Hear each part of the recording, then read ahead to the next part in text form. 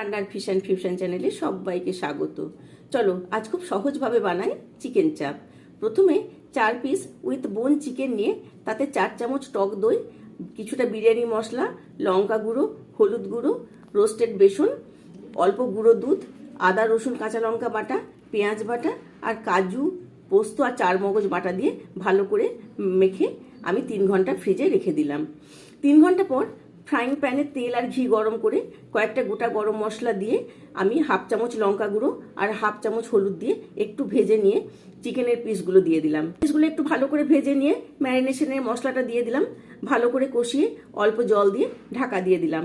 আঁচটা low to মিডিয়ামে রেখে 7-8 মিনিট পর ঢাকা খুলে চিকেনের পিসগুলো একটু নাড়াচাড়া করে আবার একটু জল দিয়ে ঢাকা দিয়ে দিলাম, চিকেনটা সিদ্ধ হতে দিলাম।